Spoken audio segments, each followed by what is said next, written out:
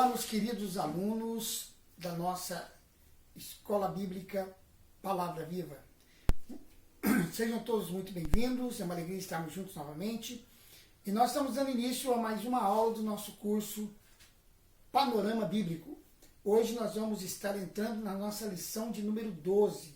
Estamos trabalhando com o módulo 1, estamos no primeiro módulo do nosso curso, e nós estamos trabalhando com o livro de Gênesis. Hoje nós vamos falar, na verdade, sobre o Espírito. O nosso tema geral tem a ver com a criação do homem. Nós estamos estudando sobre a criação do homem, estamos vendo como que o homem foi formado por Deus. Nós vimos no estudo passado que o homem foi formado por um corpo e ele possui uma alma. Mas agora nós vamos ver que o homem, na realidade, ele é um espírito. Quando Deus criou o homem, a sua imagem e semelhança, Deus o criou um espírito, um ser espiritual. Então nós poderíamos dizer, para entender como isso se dá de maneira didática, que o homem foi criado um espírito que possui uma alma e habita em um corpo.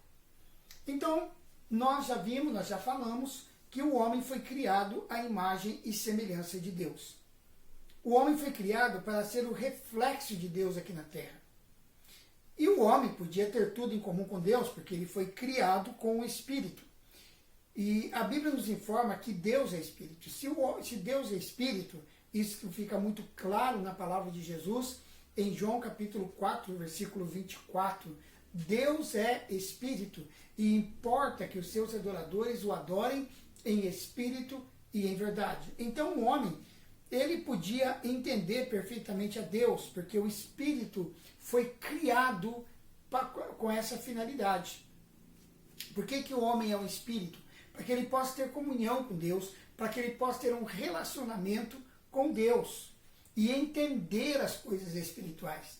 Então, o entendimento da realidade espiritual, do mundo espiritual, das coisas espirituais, se dá somente no Espírito.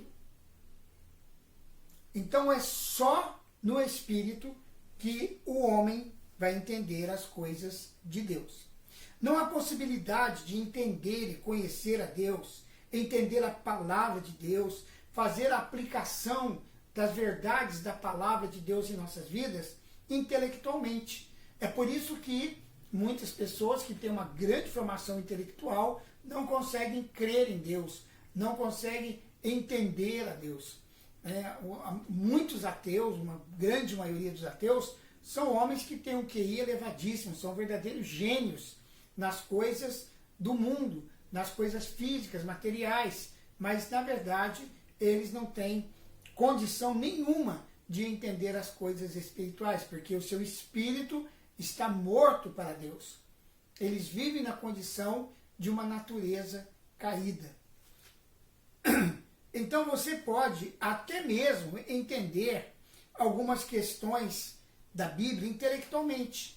Há muitos estudiosos da Bíblia que não são cristãos, não têm o novo nascimento, não têm o Espírito Santo, entendem aspectos arqueológicos, históricos da Bíblia, mas isso não fará nenhum sentido para a vida deles. Então, para entender a palavra de Deus, temos que ter um espírito regenerado. O apóstolo Paulo, ele diz em 1 Coríntios 1, 18 a 25, porque a palavra da cruz é deveras loucura para os que perecem, mas para nós que somos salvos é o poder de Deus. Porque está escrito, destruirei a sabedoria dos sábios e aniquilarei o entendimento dos entendidos. Onde está o sábio? Onde o escriba? Onde o questionador deste século? Porventura não tornou Deus o louco a sabedoria deste mundo? Visto como na sabedoria de Deus, o mundo, pela sua sabedoria, não conheceu a Deus. Aprove a Deus salvar pela loucura da pregação os que creem. Pois enquanto os judeus pedem sinal e os gregos buscam sabedoria, nós pregamos a Cristo crucificado, que é escândalo para os judeus e loucura para os gregos. Mas para os que são chamados, tanto judeus como gregos, Cristo, poder de Deus e sabedoria de Deus. Porque a loucura de Deus é mais sábia que os homens, e a fraqueza de Deus é mais forte que os homens. Então aqui Paulo está nos dizendo que a palavra de Deus é loucura para os perdidos. Para que eles entendam a palavra de Deus, é preciso que caiam as vendas que o pecado colocou sobre o seu entendimento. E Satanás, ele usa essas vendas para manter as pessoas no mundo longe do Evangelho e, consequentemente, nas trevas que as levarão ao inferno. Então, a grande questão que prende as pessoas no pecado são essas vendas que o pecado coloca diante dos seus olhos. Por isso que antes de nós evangelizarmos as pessoas, temos que orar e seguir o exemplo que Paulo nos dá, né, de ordenar a Satanás que tire as vendas dos olhos espirituais das pessoas, para que a glória do Evangelho de Cristo possa brilhar diante dos olhos delas e elas então terem uma experiência real e verdadeira com Jesus. A sabedoria do mundo não conduz as pessoas à salvação. Para que elas sejam salvas, elas precisam crer na loucura da pregação.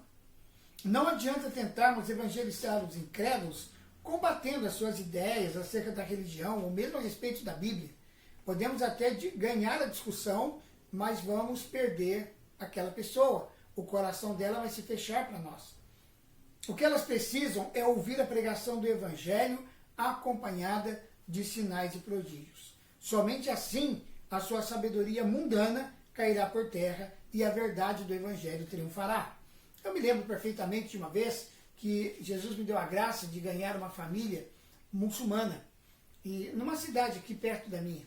Mas aconteceu da seguinte maneira: havia na igreja um casal e a esposa era árabe e a sua família era muçulmana.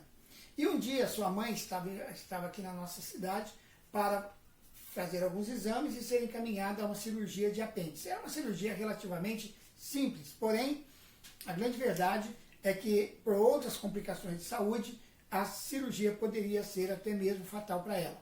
Então a filha pediu que eu orasse pela mãe, para que a mãe fosse curada ou para que Deus abençoasse a cirurgia. Aí então eu perguntei àquela mulher: a senhora crê em Deus? Sim, eu creio em Alá. Disse: não, tudo bem, mas eu não estou falando de Alá. Estou falando de Jesus Cristo. A senhora já pediu a Alá que curasse a senhora? Sim, eu já pedi a Alá que me curasse. E Alá curou? Não, Alá não curou. Então eu vou fazer o seguinte: eu vou orar ao meu Deus, a Jesus de Nazaré. Ele não é Alá. Alá é o outro Deus. Ele não é Jesus. Mas eu vou pedir para que Jesus Cristo cure a senhora. Na verdade, Jesus vai manifestar na sua vida algo que ele já fez pela senhora há 2000 anos atrás. Ele levou sobre si esse problema de apêndice. E Jesus pode curar. E a senhora não vai precisar fazer cirurgia. A senhora crê nisso? Ah, eu creio. Então tá bom. Só que é preciso a senhora ter um entendimento. Jesus vai curá-la e vai fazer mais. Ele vai salvá-la. Ele vai dar para a senhora uma grande herança. A senhora vai poder morar com ele no céu um dia. A senhora não vai morrer nessa cirurgia, porque a senhora nem precisará fazer. Mas o dia em que a senhora morrer, a senhora vai ter um encontro com Jesus e ele vai levá-lo para morar com ele por toda a eternidade. A senhora quer aceitar Jesus agora? Ah, eu quero Jesus. Então eu orei com ela. Ali, em nome de Jesus, repreendi aquela enfermidade, ordenei que saísse em nome de Jesus. E o milagre aconteceu, irmãos. A mulher foi totalmente curada. Deus fez uma obra no apêndice dela. No dia seguinte, como eu havia orientado, elas foram ao hospital, pediram novos exames e os exames constataram que ela não precisava mais de fazer a cirurgia, até mesmo porque ela nem dor tinha mais. A mulher ficou completamente curada. Dali a alguns dias, o pai, o esposo dela, né, o pai daquela família, me pediu que fosse até a cidade dele, que ele queria me conhecer. Eu já fiquei meio assustado, porque o homem era muçulmano. Ele poderia estar revoltado e querendo até vingança, né, por causa da mulher dele agora estar confessando a Jesus. Mas aí eu fui com a filha dele e o genro, né, que eram minhas ovelhas. Eles me levaram lá e chegando lá, ele perguntou para mim, assim com uma cara muito brava, ele perguntou: foi você que orou pela minha esposa para que Jesus a curasse? Eu disse: sim, senhor. Então eu quero saber quem é esse Jesus, que é mais poderoso que Alá, porque nós pedimos a Alá E ela não quis curar minha esposa, mas o seu Jesus curou. Aí então ele chamou ali, né? Era uma cidade pequena, e alguém saiu da casa e foi lá, chamou todos os filhos dele, vieram os filhos, noras, netos. A casa ficou cheia de gente. Eu acho que ele devia ter uns 3 ou 4 filhos, se não me engano, todos casados e todos já tinham seus filhos, então foi um grupinho até bom ali. E eu aproveitei a oportunidade, dei o testemunho, preguei sobre Jesus e fiz um apelo. E eles oraram, toda a família entregando a vida para Jesus. Eu fui ousado, eu fiz eles renunciarem ao Islã. Eles renunciaram. E no final, um filho dele chegou até a mim e falou assim, olha, eu tenho um filhinho, que ele tem uns, se não me engano, era 9 anos, 10 anos de idade, e ele tem uma carne esponjosa no nariz. E eu queria pedir ao Senhor que orasse. Eu falei, claro, vou orar sim. Aí coloquei a mão no nariz do menino e repreendi a carne esponjosa, ordenei que saísse em nome de Jesus. E isso aconteceu. A respiração do menino foi liberada, aquela carne toda sumiu do nariz dele, e eles ficaram muito impactados e quiseram ser meus discípulos. E por algum tempo, eu não me lembro exatamente quantos meses ou anos que eu estive lá, mas eu saía da minha cidade toda semana, fazia uma viagem de mais ou menos 80, 100 quilômetros, e ia até a casa deles para falar com eles de Jesus, discipulá-los. E durante um tempo discipulado, eu caminhei com eles, mas ficou muito difícil, porque eles não tinham como vir em Londrina para participar da igreja, né? Era difícil para eles. Então eles foram encaminhados para uma igreja boa lá na cidade e nós perdemos o contato. Mas até a última notícia que eu tive desse casal, eles estavam firmes lá e a família também estava frequentando essa igreja com eles. Pois bem, amados, então o evangelho pregado com sinais, com curas, com milagres. O Evangelho trata de Cristo e este crucificado. Ele é escândalo para os judeus, que são os religiosos, que buscam sinais, e loucura para os gregos, que são místicos, que buscam a sabedoria. Mas para aqueles que respondem ao chamado do Evangelho, sejam eles religiosos ou místicos, Jesus se tornará para eles o poder de Deus e a sabedoria de Deus. Queridos, muitas pessoas pensam, acham, pregam até, que hoje não é preciso pregar o evangelho com sinais, que isso é exagero, é pentecostalismo, neopentecostalismo, não tem nada a ver com uma visão conservadora, ortodoxa da Bíblia. Pois eu quero dizer para você, querido, que o evangelho não mudou, porque a nossa teologia quer colocar Deus dentro de uma caixinha. O evangelho não mudou. Jesus disse, esses sinais hão de acompanhar aqueles que creem. E Jesus fala em expulsar demônios, curar enfermos, falar línguas, tomar veneno e não sofrer dano algum por isso. E Jesus deixa claro que a manifestação da presença dele, testificando a pregação do Evangelho, produziria sinais, maravilhas, curas extraordinárias e convenceria o pecador da realidade de um Deus vivo, verdadeiro, poderoso, que salva, cura, batiza no Espírito Santo e que vai voltar para buscar a sua igreja. Esse é o Evangelho quadrangular. Eu não sou da igreja do Evangelho quadrangular, mas eu creio em todas essas verdades do Evangelho. Eu creio que Jesus salva, Jesus liberta, Jesus cura, Jesus batiza com o Espírito Santo, Jesus transforma a nossa vida, Jesus dá alegria, dá sentido à nossa vida. Ele que é a grande resposta que nós procuramos na nossa vida. Então o Evangelho do Cristo crucificado é a loucura de Deus e é a fraqueza de Deus, que só pode ser entendida com o Espírito regenerado. Por isso que as pessoas precisam primeiro crer no Evangelho, para depois entender o Evangelho. Em 1 Coríntios capítulo 12, versículos 12 a 16, a palavra de Deus diz assim, eu quero dizer com isso que cada um de vós diz, eu sou de Paulo, ou eu de Apolo, ou sou de Cefas, ou de Cristo. Será que Cristo está dividido? Foi Paulo crucificado por amor de vós? Ou fostes vós batizados em nome de Paulo? Dou graças a Deus que a nenhum de vós batizei, senão a Crispo e a Gaio, para que ninguém diga que fostes batizados em meu nome. É verdade, batizei também a família de Estéfanas. Além destes, não sei se batizei algum outro. Amados, quando não entendemos as coisas de Deus com o nosso espírito, seguimos a homens. É o que estava acontecendo na igreja de Corinto. Na igreja de Corinto havia os seguidores de Paulo, os seguidores de Apolo, os seguidores de Cefas, e havia lá um grupo dos mais espirituais que eram seguidores de Cristo sem intermediação humana. Estes últimos não queriam se submeter às autoridades da igreja porque reportavam-se direto a Cristo. Todos estão errados aqui. Todos. Porque eles não entendiam as coisas reveladas pelo Espírito Santo, irmãos. Precisamos entender como o nosso espírito funciona, para que possamos compreender as coisas espirituais. Porque quando não compreendemos as coisas espirituais, passamos a ser seguidores de homens. Ficamos idolatrando a personalidade humana. Então, tem pessoas que, desculpe eu falar isso, mas há pessoas que olham para um pastor, para um homem de Deus, como se ele fosse um semideus. Então isso é resultado de um desconhecimento, uma falta de revelação das coisas espirituais. Temos que nos submeter, sim, às autoridades constituídas por Deus. Temos que ser submissos aos nossos pastores, cooperadores com eles, né, da pregação do evangelho, do discipulado. Claro, irmãos, claro. Temos que estar, sim, inseridos numa comunidade cristã, fazendo parte daquela comunidade, sendo participantes ativos da pregação do evangelho. Mas precisamos entender como que nós funcionamos, para que essas coisas sejam reais, concretas e aproveitáveis para nós.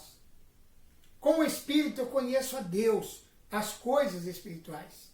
Com a minha alma eu conheço o intelecto, as emoções, o mundo intelectual. E com o corpo eu conheço o mundo material. Muitas vezes nós queremos entender Deus na nossa emoção. Por exemplo, dizemos que já que nós não estamos emocionados, não estamos sentindo alguma coisa assim, um tremor, né, um frio na espinha, parece que Deus está tão longe. Sabe por que isso acontece? Porque nós queremos ter emoção, queremos ter Deus na nossa emoção. E não há na verdade, não há ligação com emoção. O espírito não tem emoção, irmão. Emoção é um atributo da alma. Ela é importante. É gostoso você se sentir emocionado? Claro que é. Não estou falando, não sou contra. Eu sou o tipo da pessoa que quando eu vejo um milagre, eu me emociono. Eu me lembro que uma vez um profeta dos Estados Unidos esteve na nossa igreja e me entregou uma palavra de Deus. E ele disse, Deus falando comigo, olha, filho, eu gosto de ver você se emocionar quando eu realizo um milagre. Olha que coisa tremenda você ouvir isso de Deus, irmão. Eu fiquei emocionado naquele momento. Eu fiquei assim, chocado, perplexo. Eu nunca imaginei, né, Deus se agradando, Deus sorrindo, ao ver eu muitas vezes chorar compulsivamente, vendo o milagre acontecer. Então, a emoção, sim, ela é importante, mas eu não dependo de ter emoção para saber que Deus está comigo, para saber que Jesus nunca me deixa, nunca me abandona. Agora, irmãos, eu estou aqui falando com você diante de uma câmera, estou numa sala, aqui não tem auditório, aqui não tem música. Eu poderia dizer, eu estou aqui ministrando essa aula e nem estou sentindo a presença de Deus, mas eu tenho certeza absoluta que Deus está aqui, o Espírito Santo está se movendo, há uma unção de Deus sobre a minha vida, e quando eu orar por você, essa unção vai tocar você aí onde você está assistindo esse vídeo. Por que eu creio nisso? Porque a palavra de Deus diz. A palavra de Deus diz que o Senhor está comigo, está em mim, habita em mim. E se a palavra de Deus diz, o meu espírito crê e acabou, irmão. Ponto. É assim que funciona. Pode ser que minha alma não esteja alegre, mas a Bíblia falou, acabou. Está falado. Isso é ter conhecimento de Deus pelo Espírito. Nós vamos ver que o Espírito é composto de 3 áreas basicamente: intuição, adoração e consciência. mas eu vou deixar esse assunto para a próxima aula. Nosso tempo terminou e nós vamos dar continuidade a este assunto. Na próxima aula permaneceremos na lição número 12 e vamos falar sobre a composição do espírito humano. Ok? Glória a Deus. Então, querido, antes de encerrar a aula, antes de orar com você, eu quero falar sobre este livro da Joyce Meyer. Tremendo esse livro. Campo de Batalha da Mente, vencendo a batalha em sua mente. Eu quero desafiar você, amado, a ler esse livro, se você ainda não leu. Leia o livro, é uma bênção. A Joyce aqui trabalha muito bem a questão da alma. Ela vai trabalhar sobre a mente, especificamente sobre a mente. Há uma batalha espiritual que envolve a nossa mente. O inimigo vai tentar, e aqui nesse livro, ela vai ensinar você a adquirir controle sobre a sua mente e encontrar liberdade e paz. Nesse mundo conturbado em que nós vivemos, nós precisamos encontrar descanso para a nossa mente, encontrar essa liberdade, essa paz que só Jesus pode nos dar. Vamos aprender também aqui nesse livro, reconhecer os pensamentos destrutivos e evitar que eles influenciem a sua vida. Muitas vezes os pensamentos vêm e provocam situações controversas dentro de nós. Precisamos reconhecer esses pensamentos destrutivos e evitá-los. Ser paciente consigo mesmo apesar dos erros. Munir-se da palavra de Deus, do louvor, da oração e de outras armas espirituais poderosas. Ela vai dar um ensinamento tremendo de como você usar essas armas que Deus nos deu. O louvor, a oração, né? A palavra de Deus na nossa boca. Seguir a luz, correr do seu deserto mental, atitudes ruins e desculpas que as pessoas usam para se manterem distantes de Deus. E encontrar a felicidade e a realização jamais sonhadas. Então, o livro é muito bom. Há uma guerra se desenrolando e a sua mente é o campo de batalha. Ok? Você pode adquirir esse livro conosco ao preço de R$30. É só ligar no número que está aí na sua tela e fazer o seu pedido. E nós, se você mora em Londrina, pegamos seu endereço, vamos entregar para você em sua casa. E se você não mora em Londrina, vamos enviá-lo para você pelo correio. Você também pode adquirir conosco o curso Panorama Bíblico, o material. Tá? O módulo 1 são 6 apostilas. Tá? Para você ter todo o módulo 1 completo, é o módulo 1, volume 1, parte 1, 2, 3. Aí o módulo 1, volume 2, parte 1, 2 e 3. Tá? E então você poderá adquirir 6 apostilas, ok? O preço individual delas é R$15, cada apostila, ok? Então para você comprar todo o módulo, 30, 60, R$120, nós faremos um desconto para você, para você poder adquirir, se você quiser, o kit e ainda parcelamos no cartão de crédito, ok? Você pode adquirir o livro individualmente. Agora nós estamos fazendo o volume 1, você pode adquirir os 3 livros ou apenas um, do jeito que você quiser. É só falar conosco aí nesse número que vai aparecer na sua telinha, ok? Vamos orar. Estamos já encerrando, estamos no último minuto e nós vamos orar. Pai, no nome de Jesus, eu quero abençoar todos aqueles que estiveram conosco nesta aula. Muito obrigado, Senhor, por tudo isso que o Senhor tem nos ensinado. É obra do Teu Espírito Santo. Que o Senhor possa abençoar cada aluno da nossa escola, para que eles possam, Senhor, receber da parte do Senhor uma unção especial, para viver uma vida de santidade, uma vida que agrada o Teu coração. Toca agora na vida daqueles que estão enfermos, curando, repreendemos toda enfermidade agora, em nome de Jesus. Toca também, Senhor, nos corações entristecidos, preocupados, ansiosos, angustiados. Toca, Pai, em nome de Jesus. Vai curando a alma, em nome de Jesus. Expulsando todo pensamento negativo que não é compatível com a Tua palavra. Abençoa-nos, ó Pai, neste momento. Derrama graça abundante sobre as nossas vidas e que o Senhor possa continuar falando e nos conduzindo neste mundo de acordo com a Tua vontade. em nome de Jesus. Amém. Amém, querido. Um forte abraço a todos vocês. Se você gostou desse vídeo, dê o seu like, diga que gostou, ajude-nos a crescer. Inscreva-se no canal. Se você não é inscrito ainda, inscreva-se só com um clique, você já está inscrito, é rapidinho. E compartilhe com os seus irmãos, amigos, com as pessoas da sua rede social e ajude-nos a divulgar a palavra de Deus através dos nossos cursos. E nós estaremos de volta com você em breve com mais uma aula do curso Panorama Bíblico aqui na Escola Bíblica Palavra Viva. Um grande abraço e até lá!